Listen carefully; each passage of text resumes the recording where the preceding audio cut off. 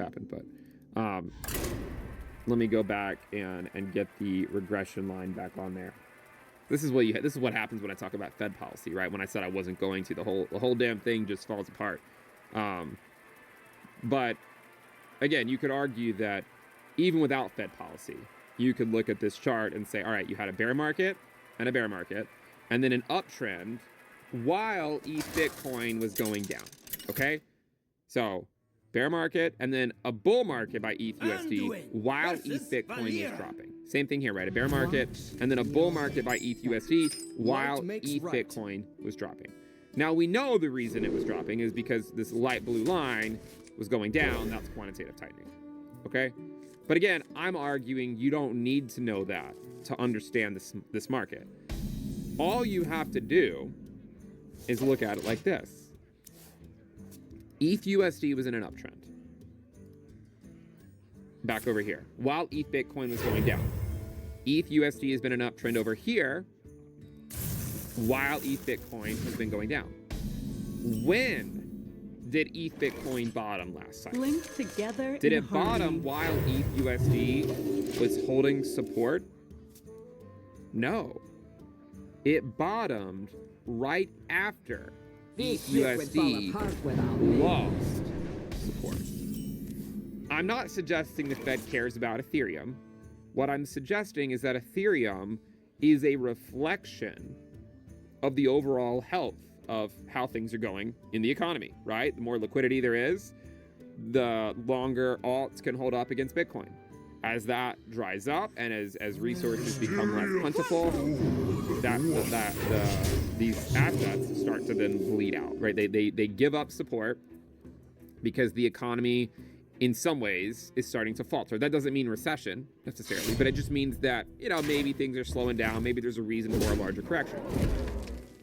You can see that ETH USD, it was when it broke down right here, that's when ETH Bitcoin bottomed.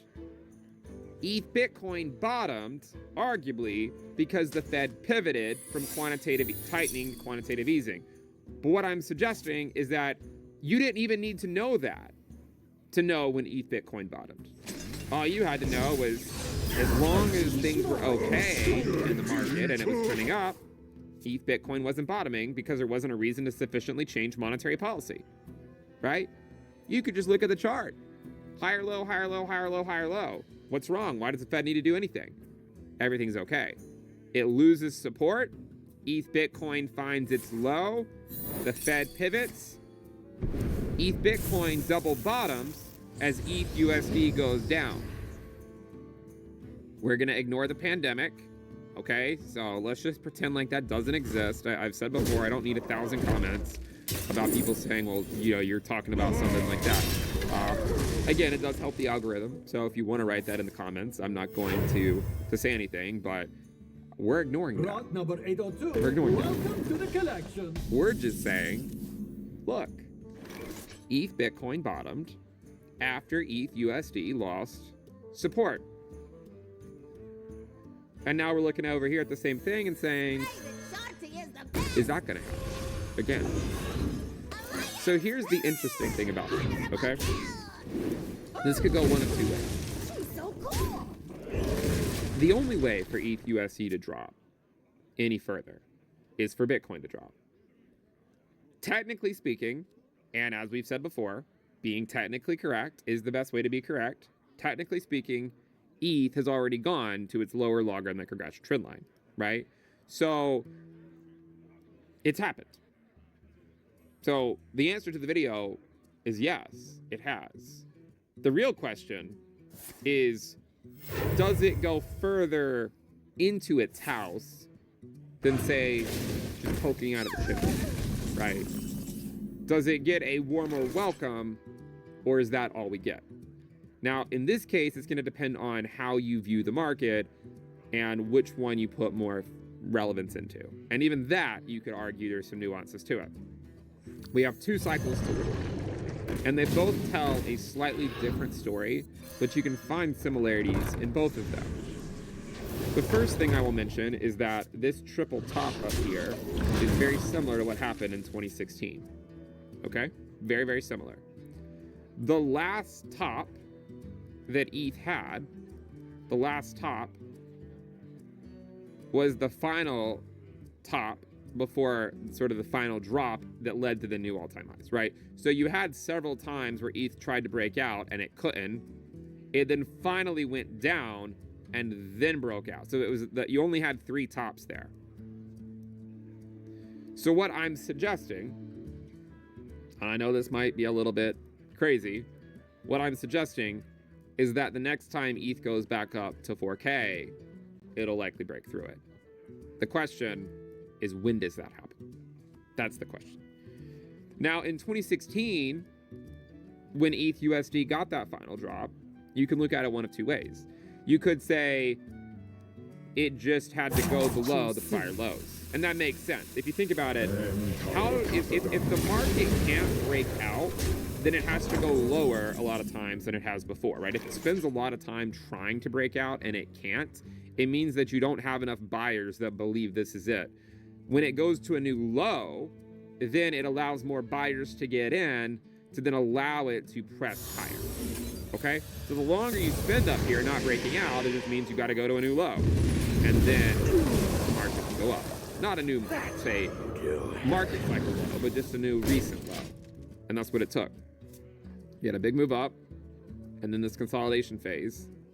And then after you swept all these lows, then the market, Ethereum, was able to go to new all-time highs. So if you look at ETH today, you could see something similar. You have a triple top. This low right here swept below the April low, and it even swept below the sort of that higher low of September from the August low, but it did not actually go below the August low. And so I do wonder if what's more important, just the fact that it swept this low from September, or does it actually need to go below this one? Because the other way to view the market in 2016 is to say that you kind of had technically a series of lower lows, right? The low over here was $7.10. The next low was $7, and then the low after that was $5.92. That's probably painful for people to hear. ETH at $7 when we're looking at it right now, and it's $2,700. But that's what makes it such a fascinating asset. You know, just how crazy these markets can be. So when you look at this, I see lower lows, but I could also see where someone might just say sweeping some of these lows is all that needs to happen. So when I go over here,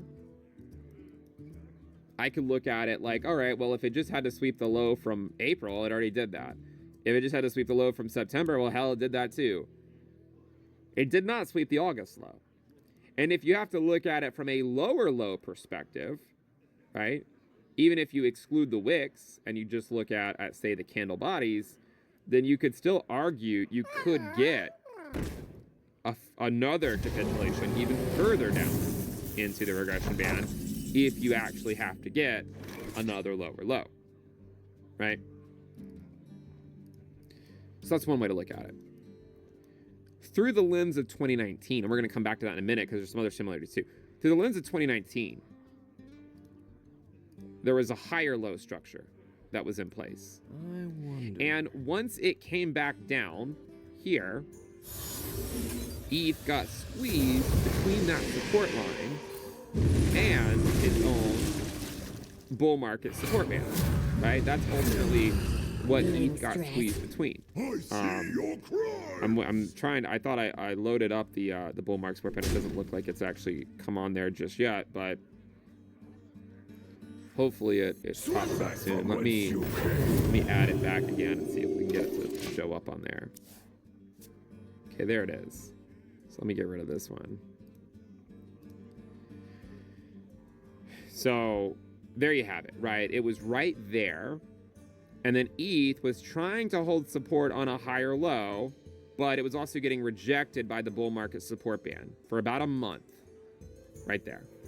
And then eventually it fell down. And then back up, and then back up. ETH Bitcoin bottomed right here.